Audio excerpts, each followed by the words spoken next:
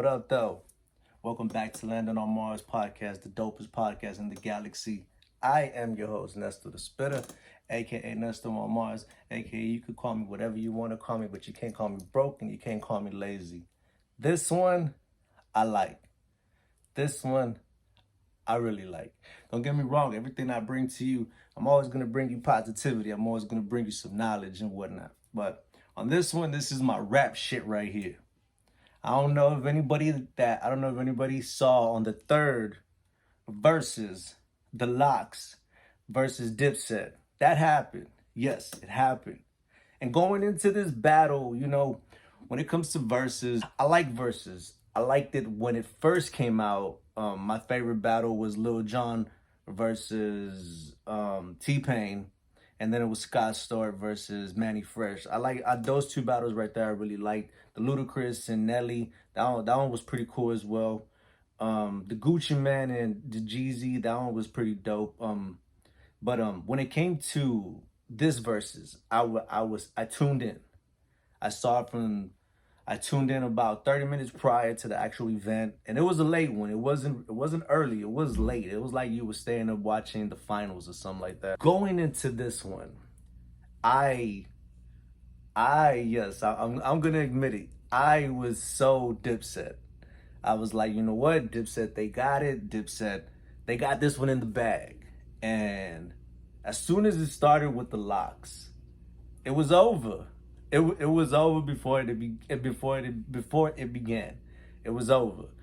And you got to tip your hats off to Jadakiss. Jadakiss, you know what, my bad. Jadakiss was in the verses before this against Fabulous. So this was his second time around. So he kind of knew going into this what it was and what he could let out for this, And you have to understand one thing about the Locks. They were a part of Bad Boy when Bad Boy was at his prime, when Biggie was there, when Mace was there, when Toto was there, when 112 was there, they were there. So they were way before, and they even brought the hits, they brought the hits to the era that they were at. And then they were a part of Rough Riders at the prime of Rough Riders, when DMX was popping, when Eve was popping, when Drag On was popping, when Rough Riders was at his prime, they were there. And one thing about the Locks is if they had an issue with each other, they never let it out. They never made it public. You got DipSet on the other hand, when they had issues, everybody knew about the issues. Everybody was taking a side. Some were for Jimmy, some were for Cam, even with Jewels, the three of them together, they're dope. And what in my part, from my point of view, before they even came out, I honestly blame the DJ. The DJ did not carry the vibe for DipSet. And like I said, I tuned in 30 minutes, 20 minutes prior to the actual event, and the Locks' DJ had the crowd in it. The way the Locks had the crowd in it, that DJ had the crowd in it. And it all comes down to the DJ. A lot of times the DJ could win you the crowd, the DJ could lose the crowd for you. And the DJ really held it down when it came to the Locks. On the Locks side, they let Jadakiss lead. She Luke, he's not one of the artists that was in the spotlight like Jadakiss, and even the same thing for Styles P. The most commercial artist, a part of the Locks, was Jadakiss. Jadakiss, he was signed to Rockefeller at one time. He did a lot more. I think he had a lot more. His solo albums did a lot more than the other two, and it really showed. They weren't trying to step on toes. It wasn't about it's me. They really came as a unit, and they really executed the right way. And I think every move that they did, it was man, especially when and the DJ was dropping freestyles, and they were just those freestyles, the Who Shot You freestyle. This shit just brought me back to the mixtape era. This shit brought me back to when beef was beef, when when one artist said one thing, another artist just said another thing. It wasn't about, oh, you're taking it too far, because remember, when it came down to when it comes down to battle rap, there are no rules, there are no limits, there are no lines. Like you could, that, and that's what battle rap is.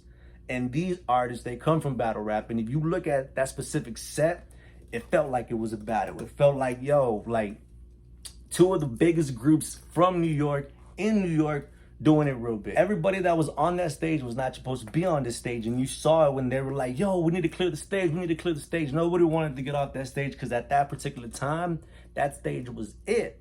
And they battled old school way. And when it comes to, now let me jump over to DipSet. DipSet, they are very iconic for the drip. They are very iconic for their style, for the way, what they did to hip hop. You know, Killer was the first one with the pink mink. You know, he's the first one that actually brought it, he brought it to the forefront to be cool with pink. Yo. Ladies and gentlemen, pause for a minute. Ladies and gentlemen, I'd like to introduce my Air Jordan 13 Chinese New Year edition. Yes, shout out to my love for that. But they came to Diplomats, they impact the culture a different way. And yes, they had a lot of hits. In the beginning of Diplomats, Cam was the breadwinner. Cam was the one that was actually the star, you know, and Juelz and Jimmy, they played the role when it came to that. They knew that. Jim will say that himself. But when it came to the beef and the problem that they had with each other, they let it be known. When 50 was beefing with Cam, you had Jimmy and Juelz jumping on the train with 50. And already right there, you know, I don't think the beef that they had, I don't think they necessarily squashed it to the point where it's going to be about business. It's more about business than what it is about the love. And when Jimmy put himself into that situation, and that when he got himself into the light where he was the star, you know, the trajectory changed when it came to how he moved with Cam. And then you also had Juelz that was a star as well. Juelz, he did his thing when he dropped his couple of albums, and before he went in, he was in the process of doing a lot more. And of course, him dropping the iconic album with Lil Wayne, I Can't Feel My Face, it put him into that position where he felt he was a star. And ultimately, when it came down to it, it's more about egos. But at the end of the day, they're still brothers, and they're still gonna ride together. So we saw a sloppy DipSet.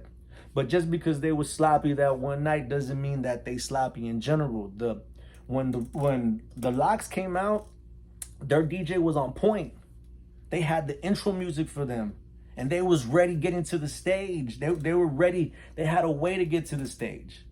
When DipSet came out, their DJ was not ready. Everybody was in the way. Now it's coming out Killer saying that it was hard for him to even get into the building. So when you saw Cam, he had just got there. He got there straight to the stage.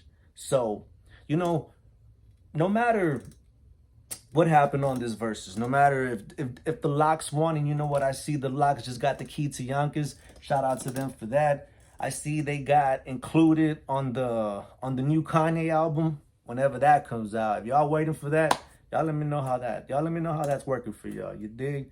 So there's a lot going on for them right now. And of course, they got added to the Lovers and Friends tour out there. I believe it's in Las Vegas. So there's a lot of moving pieces for them. There's a lot of things that is working for them. And this is the spotlight that they needed. This is the spotlight that they needed, because and like I said, I'm guilty for this. I forgot the hits, and I forgot the bars that they bring to the table. And you know what?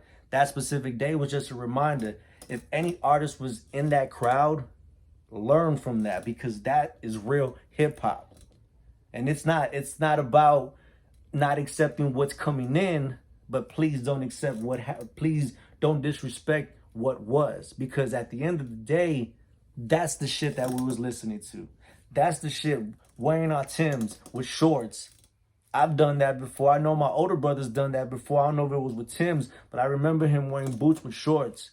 You know what? That was it, man. New York, no matter who won, whether it was DipSet, whether it was the Locks, and we all know who won, New York City won. New York City took a W and hip hop took a W. Because at the end of the day, who else is doing this? Who else is putting this much energy into this? When it comes to the verses, I'm for some, I'm against some. Like the whole DMX with RP to DMX. When it comes to that one with Snoop, I didn't feel the vibe was right. I really didn't feel the vibe.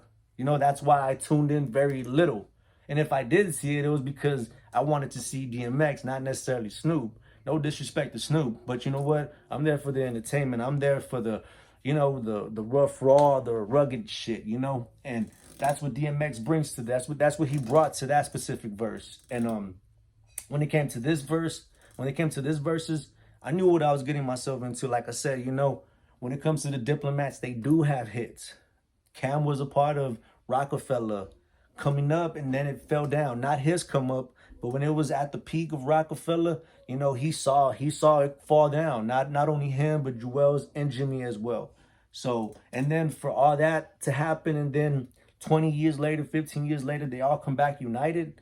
Yo, man, it's a beautiful thing, Yes, if you tip your hat off to the Locks, tip your hat off to the Locks, but also tip your hat off to DipSet, because at the end of the day, this was real hip hop. This is what hip hop's about, And it was they got a little bit, they got like on stage, there was so much shit going on stage. You had Santana interrupting the Locks.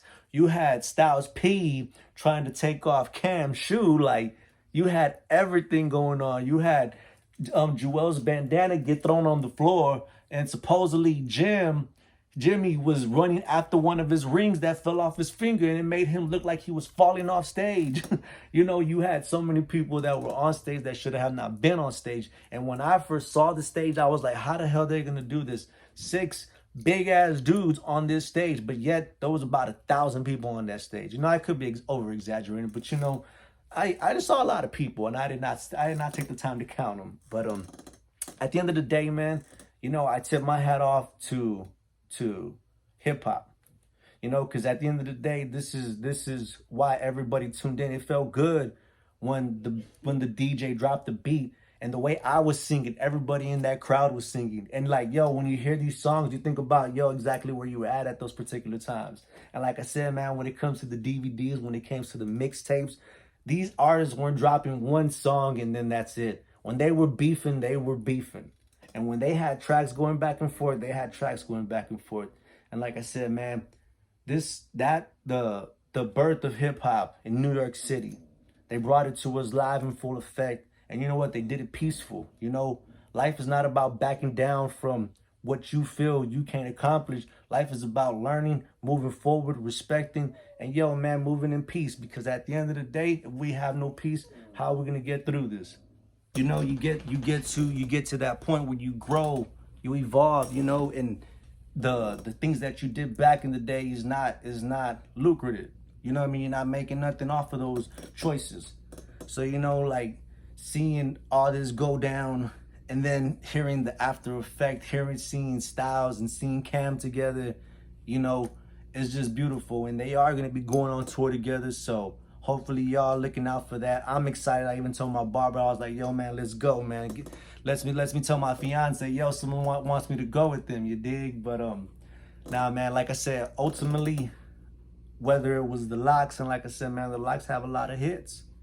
DipSet, they have a lot of hits as well, but when it comes down to it, the Locks were orchestrated. They put that together, and they saw, they conquered, and maybe on this tip, this will let diplomats see that where the leader is, the leader should lead, and of course, they haven't been on stage in forever, so hopefully we continue to see them on stage. I just want to say shout out to everybody that has tuned in. Shout out to everybody that has subscribed to Landon on Mars podcast. I got some more stuff coming, little by little. I'm not gonna waste your time with that. I'm gonna just give you the positive, give you my point of view, and hey, man, let's see where this goes. Let's see where versus goes. And I was thinking about it. I was like, man, I think I have maybe 5-10 songs. I don't know if I have 20 songs. It's all good, man. But shout out to everybody out there. Hopefully everybody's having a wonderful Sunday. Y'all have a wonderful week, and y'all just stay positive out there. Y'all Y'all hold it down. It's your boy Nestor on Mars, Nestor the Spitter. We'll see you on the next one. Yalla.